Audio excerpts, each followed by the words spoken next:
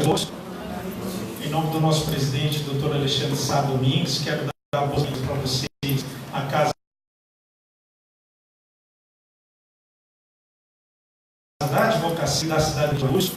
Hoje, sobre de mediação e hoje nós teremos a presença do Dr. Cláudio Aparecido Rivas da Silva, que vai falar sobre os aspectos polêmicos da audiência de mediação e conciliação.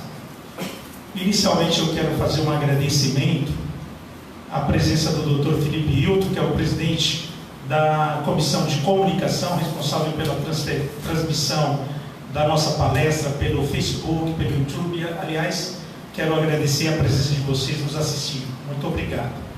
Também quero agradecer de início aos nossos funcionários aqui da OAB, na pessoa da Maiara, que tanto nos ajuda, e não seria possível a realização desses eventos que a OAB faz sem a presença dos funcionários.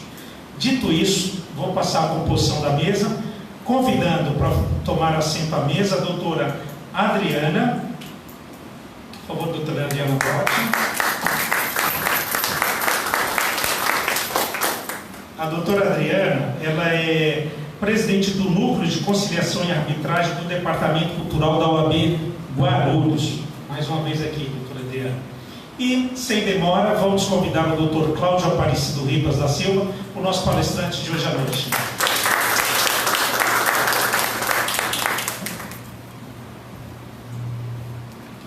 Lembrando a todos vocês que hoje é a segunda palestra desse workshop de mediação, conciliação e arbitragem. Nós, na próxima segunda-feira, dia 21, teremos outra palestra com a presença do desembargador, o Dr. Alfredo Atier Júnior, falando sobre os métodos consensuais de resolução de conflitos e os operadores do direito no sistema judiciário brasileiro. Certamente será uma brilhante palestra, conto com a participação de todos. E no dia 28, encerrando esse workshop de mediação, conciliação e arbitragem, nós teremos a doutora Nauraína da Rocha Martins, falando sobre os aspectos processuais da arbitragem e a prática da advocacia arbitral. Novamente será uma ótima palestra. Vou passar a palavra então para a doutora Adriana Brotti apresentar o nosso palestrante. Boa noite, doutor Samuel. Boa noite ao nosso ilustre palestrante da noite, doutor Cláudio Rivas. Inicialmente, eu gostaria de registrar a renovação da minha satisfação, da minha alegria em fazer parte desse segundo dia, dessa segunda noite, na verdade, de realização de estudos no workshop sobre mediação, conciliação e arbitragem.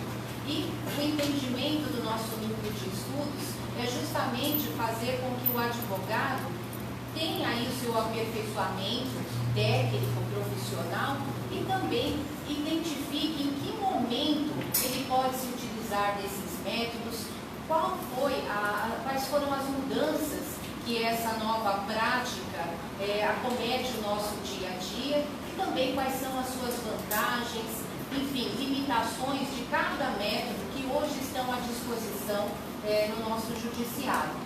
Então sejam todos bem-vindos, nós agradecemos a participação de todos e daqueles que estão também nos acompanhando pela internet.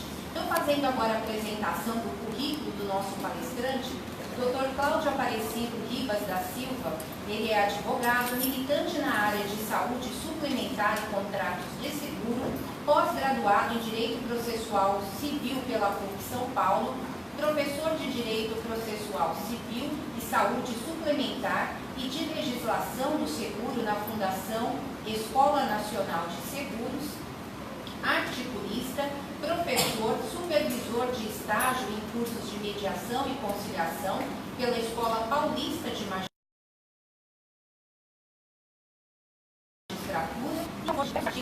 e conciliação. Dr. Cláudio Aparecido, muito obrigado por ter aceito o nosso convite e nós estamos franqueando a palavra nesse momento ao senhor. Muito obrigada. Boa noite a todos. Sei que é uma honra, um privilégio muito grande estar aqui na Casa dos Advogados. Sou advogado militante há muitos anos, vamos mudar de assunto porque faz muito tempo. Agradecer a presença dos senhores, primeiramente, porque a finalidade maior aqui é passar esse conhecimento, né? eu aprendi na minha vida que você levar conhecimento junto com você, depois que a gente passa desse plano, é de um egoísmo sem tamanho. E, portanto, eu vim aqui dividir com vocês um pouquinho que a gente sabe aí de mediação, principalmente por ser um estudioso de processo civil, na questão relacionada à nova lei, o novo Código de Processo Civil. Agradecer o Dr. Samuel pela acolhida aqui na Casa do Advogado, foi muito bem recebido, né? E a doutora Adriana pelo convite, e ela me dizia que já foi minha aluna num curso, a gente tem muitas passagens aí por cursos, né? Mas eu lembro bem dela, uma pessoa estudiosa do tema, e, enfim, foi difícil eu aceitar a ideia de pensar na mediação e na conciliação como uma coisa que era positiva para mim enquanto advogado, do ponto de vista econômico-financeiro principalmente. Nós sabemos da dificuldade que nós temos para poder aí conseguir nesse mundo de crise que nós vivemos, né? Os nossos honorários, a nossa projeção profissional no sentido de conquistar clientes, etc., né? E eu falava até para o Dr. Samuel aqui que não tem como a gente não fugir de uma realidade que é existente desde 2010, quando a resolução 125 de 2010, antes disso nós tivemos aí muita coisa esparsa, juizado com conciliação obrigatória na primeira audiência, justiça do trabalho com alguma iniciativa também, mas se a gente for pensar em divisor de águas, foi a partir de 2010, com a resolução 125 de 2010, que a coisa começou a tomar pulso, né? E como nós sabemos as dificuldades econômicas que o nosso país tem, por uma série de razões que a gente não vai discutir aqui, né? Só lá para 2013 começou a se pensar na resolução na conciliação e mediação, nos moldes da resolução 125 de 2010. Então, senhores, a rigor, se a gente fosse pensar na resolução 125 de 2010, que tem força de lei em razão de uma série de manobras aí da Constituição, emenda constitucional 45, etc., nós vamos perceber que já era para o nosso país ter núcleos de mediação desde 2010, e isso começou a ser realidade só lá para 2013. Tem essa questão da remuneração também, que por falta de interesse político dos nossos governantes não passa, não segue rumo, né? São questões ainda que nos desafiam, e penso que nós, como advogados, como admiradores do estudo da mediação, temos que refletir a respeito e tentar brigar para que isso se modifique, né? Eu acompanho o projeto do novo Código de Processo Civil que entrou em vigor em 2015, com o ano de vacatio legis, março de 2016, desde o projeto originário do Senado, lá para os idos de 2012, 2011, e me debruçando ali nos artigos, etc., teve toda uma evolução legislativa dos 10 artigos que tratam da mediação e da conciliação. A ideia hoje é falar um pouquinho da mediação e conciliação judicial, acompanhando aí o Código de Processo Civil, mas dando umas pinceladas também na lei de mediação, que é o marco regulatório, a lei 13.140 de 2015, que é a lei de mediação. E antes da gente entrar diretamente no tema, foi muito interessante porque nós tínhamos a resolução. Eu fui formado mediador pela Escola Paulista da Magistratura só com a resolução 125 de 2010, só com aquilo que existia de conteúdo normativo nessa resolução, que é do Conselho Nacional de Justiça, através de uma comissão formada por vários juristas, entre eles Kazuo Watanabe e outros mais lá. E, senhores, essa resolução era perfeita do ponto de vista da formação intelectual do técnico mediador, tá certo?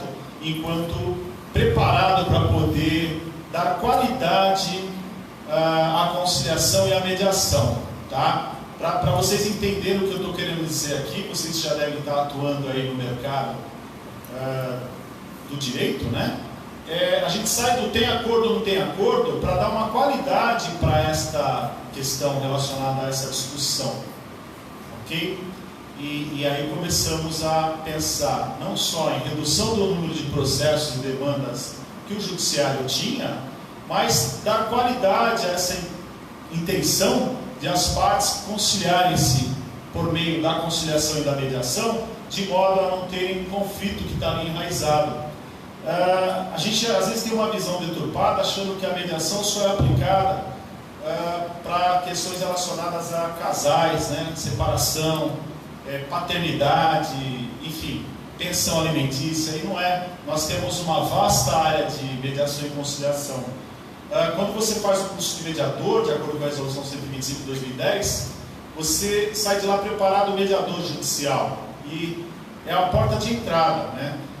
Nós temos mediação condominial, mediação empresarial, mediação escolar, mediação comunitária, né? Tudo isso é o ambiente da mediação, tá? Nós vamos dar um corte aqui hoje para falar da mediação no processo civil, como é que isso está funcionando. Nós temos aí 2 anos, em março, fez 2 anos de vigência do novo Código de Processo Civil. Como é que o juiz está lidando com isso? E como é que os advogados também estão lidando com essa nova norma aí, tá? Então, para começar, eu diria para vocês, senhores, que nós temos um microsistema. O código, ele tem...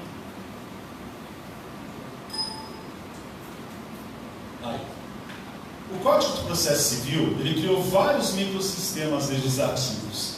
Se a gente pegar o código, a gente pode separar o microsistema de tutela de urgência e evidência, o microsistema de mediação, que é o que a gente vai falar aqui, o microsistema das normas relacionadas à execução. São normas que, se você pegar e dar uma separada, um corte, você tem ali todo um ambiente de estudos. Quando nós falamos em mediação e conciliação, nós temos 3 normas primordiais, que é a Resolução 125 de 2010, que tem muitos artigos e dispositivos lá que estão em vigor ainda, a Lei de Mediação, que é a Lei 13.140 de 2015, e também o novo Código de Processo Civil, que entra em vigor em 2015, no ano de vacatio legis, com 10 artigos sobre mediação e conciliação. Finalmente se inova no sistema legislativo nacional brasileiro, no sentido de termos os tribunais multiportas. E a resolução, embora fosse de artigos de lei, ela tinha todo um parâmetro até para como deveria ser a sala da sessão de mediação, o ambiente que deveria estar ali presente, a maneira como deveriam ser formados os técnicos mediadores e etc. Então, a gente não esquece da Resolução 125 de 2010, ela foi um marco primordial e essencial para a gente ter o que temos hoje. Tinha um código de conduta do mediador, no tocante à confidencialidade, ao sigilo, à presteza, a possibilidade de oferecer o contraditório, enfim, que era perfeito e foi totalmente copiado, senhores, tanto pela lei de mediação, como pelo Código de Processo Civil. E foi engraçado porque eu era dividido em 2 comissões. Eu trabalhava com a comissão do Código de Processo Civil. Eu conheci o doutor Câmara, que é um desembargador do Rio de Janeiro, que foi o responsável pelos 10 artigos de mediação lá na Câmara dos Deputados. E ao mesmo tempo eu trabalhava com umas amigas, inclusive a doutora Eugênia, que é conhecida aí da área de mediação, na lei de mediação. E era um sarro, porque a gente brincava: ô Ribas, o Código de Processo Civil vai sair antes ou a lei de mediação vai sair antes? Eu falava assim: não, o código vai sair antes. Ela falou: não, imagina, o código tem mais de 1.200 artigos, isso vai demorar. Falei: só que tem um detalhe: quem assinou originariamente a lei, o Código de Processo Civil, foi o Sarney.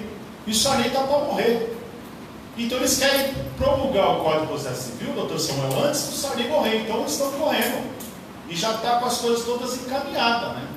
E ela duvidava, falou: Ribas, você vai ter que pagar um jantar no Rubaiá, se acontecer isso, que não vai nunca acontecer. A nossa lei de mediação só tem 20, 25 artigos, eu não lembro direito o número aqui, e portanto ela vai passar mais rápido. E não foi o que aconteceu.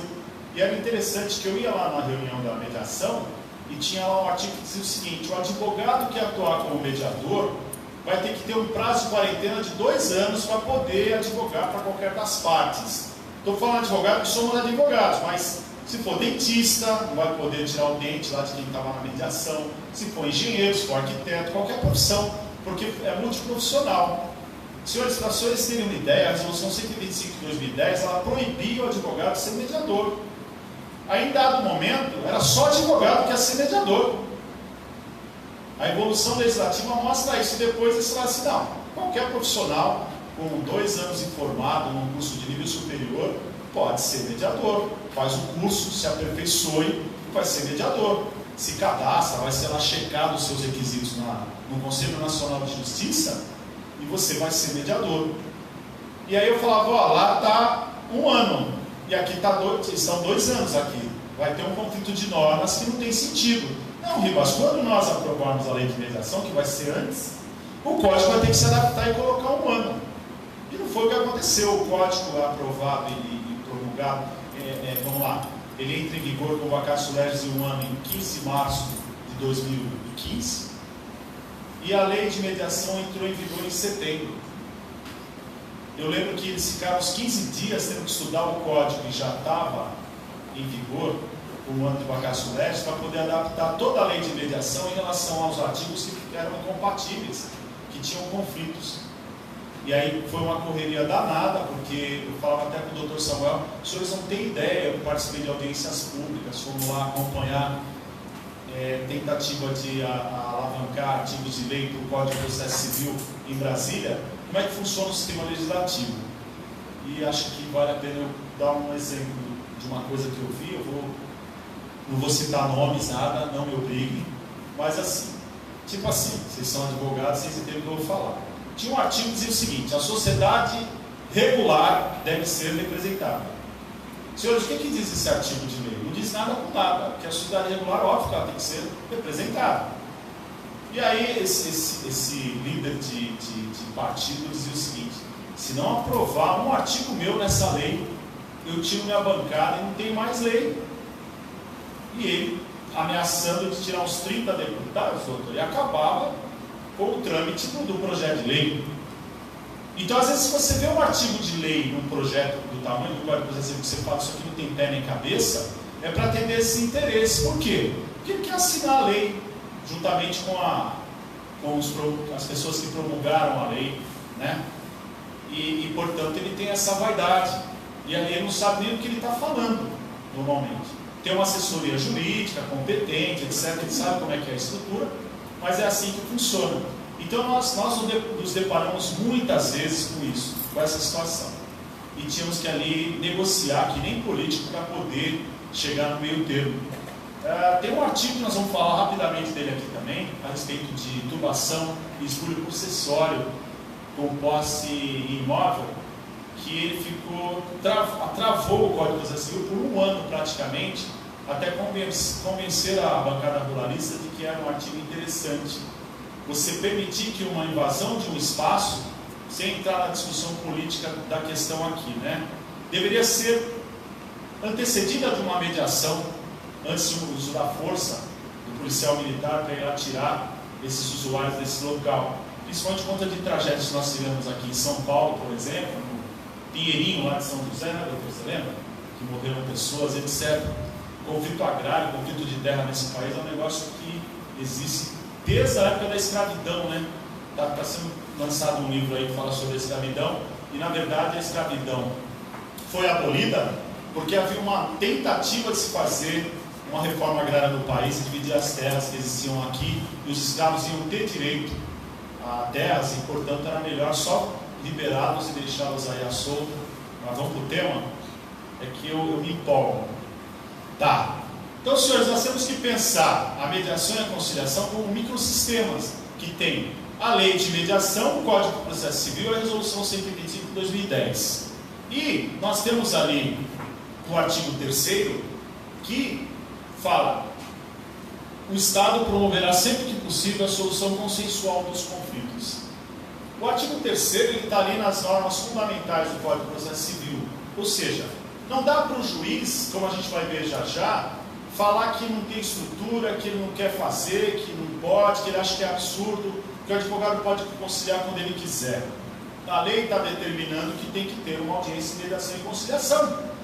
E a gente vai falar até da evolução desse dispositivo quando a gente estiver lá no artigo propriamente dito. Então o Estado hoje é responsável, através do Judiciário, de ser o promotor incentivador, através dos seus membros, né, da conciliação e da mediação, como forma de solução dos conflitos. Os métodos consensuais alternativos, e a gente vai falar um pouquinho sobre esse conceito, a jurisdição contenciosa e consensual. Então é assim, hoje nós temos dois tipos de jurisdição no sistema: a jurisdição contenciosa e a jurisdição que a gente chama de consensual. Na jurisdição consensual, que não é a contenciosa, nós temos mediação, conciliação e arbitragem. Esta é a jurisdição consensual, o microcel é a jurisdição consensual. E na jurisdição contenciosa, o que sobra? Sentença. O judiciário, através do Estado, proferindo sentença. Eu li em algum desses autores italianos, que inspiraram muito o nosso Código de Processo Civil, que a jurisdição contenciosa tinha que ser a exceção, senhores. O sistema foi projetado para ela ser exceção. A regra deveria ser a jurisdição consensual. Consensual. E não que os nossos magistrados e nós advogados ficaríamos sem ter o que fazer. Nós vamos ter aí várias situações na qual não existe possibilidade de mediação e conciliação, na qual o judiciário funciona. Tá? Então é assim, o que a gente tem que guardar agora? Nós saímos da questão da tentativa de diminuição do número de processos para trabalhar com efetividade, que é uma palavra bacana, e qualidade dos métodos consensuais de solução dos conflitos. A jurisdição contenciosa começa a pegar corpo de exceção, e a regra é a jurisdição consensual. Tá? Isso quem está falando não sou eu, são os autores do Código de Processo Civil, que trabalharam com mediação e conciliação lá no lugar que eu frequento, chama Fórum Permanente de Processualistas Civis. Esse pulo que foi dado com o Código, dando ênfase para a mediação, foi nesse sentido. Tá? Aí nós temos, por exemplo, situações que demandam uma prova técnica complexa. Tem a arbitragem e tem a jurisdição contenciosa. Nós temos a questão, por exemplo, de uma tutela, né? Você vai pegar e ser tutor de alguém, uma curatela, uma destituição de um pátrio poder. Não dá para eu destruir um pátrio poder e falar, não, pegar o doutor Samuel, uma pessoa do bem, para ele ser o novo pai dessa criança. Não tem como você fazer conciliação e mediação em dadas situações que o direito contempla, senhores. Então nós estamos falando de um direito disponível, normalmente controle econômico financeiro, tá? E uma questão outra relacionada a uma convivência harmônica que foi por alguma razão rompida, tá? Então, por exemplo, você tem uma pessoa que está ali interditada, né, doutor, e você tem que nomear uma pessoa para ser o curador, né, dessa pessoa interditada. Dá para pegar aqui na sala e falar, eu acho que a gente vai fazer uma entrevista aqui e ver quem é melhor. São questões que não estão no âmbito da possibilidade da conciliação e da mediação. Tá? Eu tenho uma formação no Mackenzie, eu aprendi a litigar. Lá era muito forte essa questão do advogado litigante, que discutia. Né? E para mim isso era moderno demais, eu achava muito moderno. A gente lá brigar, discutir, recorrer, 10 agravos em primeira instância e tal. E quando eu fiz meu curso de mediação, que foi em 2012, lá na Escola Paulista de Magistratura, que eu comecei a ter uma visão diferente disso, eu percebi que eu estava totalmente equivocado, né? Porque a história da mediação demonstra que no mundo inteiro ela é a forma primária de solução dos conflitos, né? Canadá, Estados Unidos, Argentina, senhores, tem mediação desde 79, estão lá na frente dessa questão. Na Argentina não tem hipocrisia de ficar discutindo se é voluntário, se é obrigatório. É obrigatório. Primeiro você vai passar pelo crivo de um profissional mediador treinado, que vai dizer, olha, aqui vocês têm que ir para o judiciário mesmo, não tem jeito de resolver. No Canadá, é condição de procedibilidade, uma tal de carta verde, que é uma guia que você recolhe lá para ter uma sessão de mediação com mediadores profissionais, que se você não recolher isso, o juiz indefere sua petição inicial sem julgamento de mérito, principalmente na área de família. Então a gente nota que o mundo está num outro ritmo, né? E é uma realidade que nós vamos ter que encarar como profissionais do direito, tendo nossas próprias câmaras, enquanto advogado, assessorando nossos clientes nessas sessões, porque o mediador não pode se envolver na questão técnico-jurídica da causa, tá certo? Isso vai ficar reservado ainda a nós, profissionais do direito, tá? Rapidamente, nós vamos falar do meu ponto de vista e aquilo que eu aprendi nesses longos anos de estudo aí, sobre o que é mediação e o que é conciliação, tá? Conciliação, para mim, o conciliador se intromete sim no mérito. Ele se intromete. Ele fala, olha, não acha melhor fazer um acordo? Há precedentes favoráveis à tese e tal. Por isso que eu penso que juiz não pode fazer mais conciliação nem mediação. Porque ele não vai ter a liberdade de se intrometer em favor de uma das partes. E a gente vai discutir com mais profundidade isso. Senhores, eu fico imaginando uma situação de uma cobrança de dívida do Banco Itaú, de 100 mil reais. Pô, você vai ficar usando ferramenta de empatia, né? De sorriso, abraço, afago, né? Explicando as regras, o senhor fala primeiro, depois o senhor fala depois. Senhores, nós estamos falando de uma questão econômico-financeira que tem uma ferramenta que é a mais importante para a conciliação que eu julgo, que é o teste de realidade, né? Qual a sua realidade? Eu ganho 5 mil reais por mês. O senhor pode dispor 30% do seu salário para pagar a tua dívida? Posso. Acabou. Está resolvido o litígio. Uma coisa é você ter uma situação dessas e a pessoa não querer pagar, que são outros 500. Mas a realidade é essa, não tem que... eu não concebo a ideia de a gente ficar pensando numa série de situações para a conciliação, do qual nós estamos discutindo uma dívida patrimonial, econômico-financeira, bancária, por exemplo. Né? Já a mediação, não. A mediação é o afago, é o sigilo, é a confidencialidade, é a conquista das partes, para eles irem evoluindo ali naquela discussão e percebendo que o melhor caminho para eles é eles empoderados para resolver a mediação. Tá?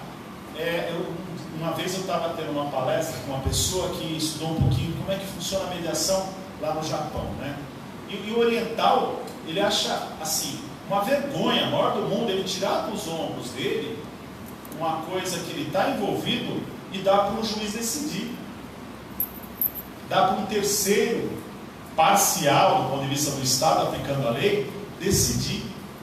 Ele entende que ele tem que resolver aquela questão da qual ele está envolvido, né? Então é assim, quando nós falamos em sentença, é dar para o magistrado resolver uma questão, porque eu não tive a capacidade de chegar a um consenso naquilo. Ou, por exemplo, é uma questão tão duvidosa que é melhor deixar para ele resolver. Complexa, discutível, contrato bem complexo, etc. Então, a mediação, a gente vai ver depois aí, ela exige que você tenha uma relação que existia, que tinha um caráter de continuidade, que foi rompida por alguma razão, né? Tem uma professora que eu sempre dou o exemplo dela, e eu esqueço o nome dela e não cito, estou afrontando aqui o direito autoral. Ela brinca dizendo o seguinte, que ela estava dirigindo o carro do marido dela, o Samuel, e ela bateu o carro do marido dela, que ele adorava, aquele cara que lava o carro todo sábado, entendeu? Passa lá o carro, deixa brilhando, e ela bateu o carro do marido dela, e o cara, não, que você está errado, você está certo, ela pagou o prejuízo. Ela falou, ali foi conciliação, fiz um acordo, paguei. Aí a mediação começou quando eu cheguei em casa, para explicar para o marido que ela bateu o carro dele, né? Enfim, é mais ou menos isso mesmo, né? A relação condominial, você tem lá seu vizinho, você vai viver ali dentro. E o que acontece? Um belo de um dia nós concluímos que o mediador brasileiro, por conta desta maneira que nós estamos estudando no Instituto, ele vai ter que ser um mediador que a gente chama de mediador turbinado. Ele vai ter que ser mediador e conciliador. Porque você vai se deparar ali no Sejusc, ou até na sua câmara de mediação lá no seu escritório no futuro, com situações que você vai ter que usar técnica de conciliação e de repente você vai ter que usar técnica de mediação. E a gente tem muito exemplo disso aí também. Tá? Então vamos lá. Feitas essas observações, temos ali alguns dados estatísticos, se vocês quiserem depois eu disponibilizo para a OAB para vocês acessarem, né? São 230 Sejusc, nos quais foram sonados 570 mil conflitos em fase pré-processual, a gente já explica isso, 520 mil na fase processual nas áreas civil de família. Isso é um dado do NUPEMEC de junho de 2017.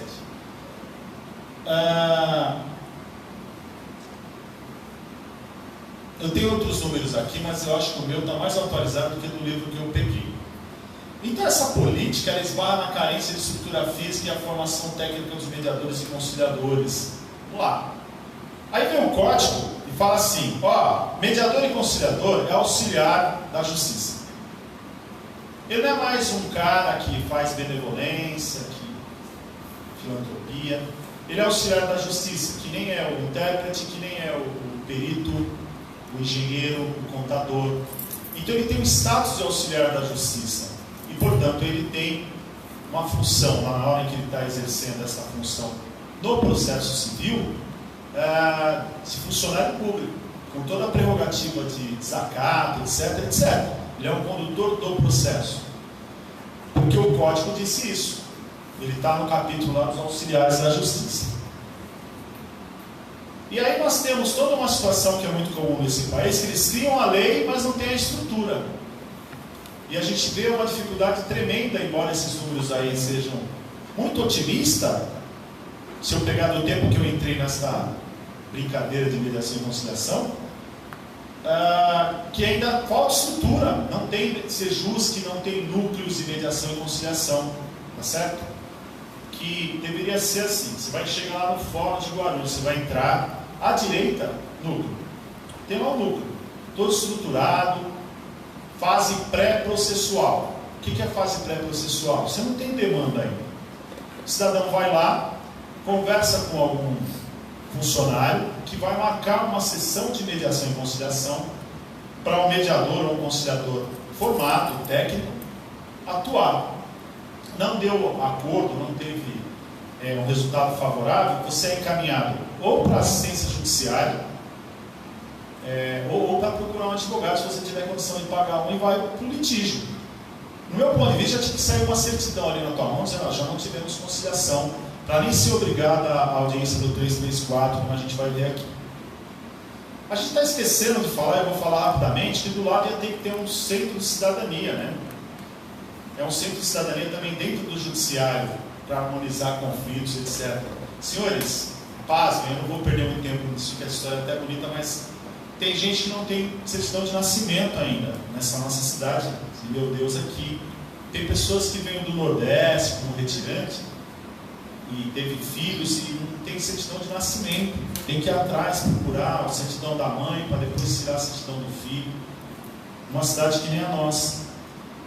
Rapidamente, essa experiência da pré-processual, eu fiquei 48 horas no Fórum de São Miguel, por ter um grande amigo lá, que é o Dr. Jorge Tosta, acompanhando lá. Ele falou, você que é o diretor do meu Sejus, fica aí do lado dele, vai tendo a experiência do que é isso aqui. E é uma coisa sensacional, senhores, porque você não tem a formalidade no fórum, de competência, do papel, do contrato, nada disso. Chegou uma pessoa lá de Itaquaquecetuba, nós estávamos em São Miguel, e ela foi atendida porque ela tinha lá numa favela, na região de periferia de Itaquá, 3, 4 barracos que tinham 2 moradores lá que não estavam pagando. E a menina falou, o senhor tem o contrato? Cadê o recibo? Né? Não estão pagando, você sabe o nome? Eu trouxe aqui o nome de cada um, e o lote, a rua A, a rua B. E eu fiquei muito intrigado com isso. E eles chamaram essas pessoas, né? E acertaram, né? E o mediador depois encontrou Ribas, aí os que pagaram foram embora, eu fui falar com ele. Ele falou, doutor, o senhor tirou da cadeia. Por quê? Porque eu ia matá-los. Eu ia matar eles, porque é assim que funciona.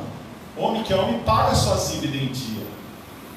Então, senhores, eu quero falar com esse exemplo que é real lá do Fórum de São Miguel, é que nós estamos evitando, na pré-processual, muitos conflitos que podem dar margem à morte, à lesão corporal, entendeu? Uma série de crimes menores, vamos dizer assim, do ponto de vista civil, mas do ponto de vista criminal, que causam um dano maior à sociedade. A perda de uma vida humana tem que ser lamentada, né? Não importa a circunstância. E isso eu vi lá, eu presenciei. Agora, para mim, fase pré-processual, direito disponível, no ponto de vista meu, depois a gente pode até discutir, é necessária a presença do advogado? Será que eu não tenho empoderamento suficiente para saber se eu faço acordo ou não faço acordo numa questão meramente econômico-financeira? Não complexa, óbvio, né? Porque às vezes o cidadão não sabe nem os direitos que ele possui. Eu penso que não precisa do advogado na fase pré-processual, do Sejus, por exemplo. Agora, se eu tiver numa câmara, uma questão complexa,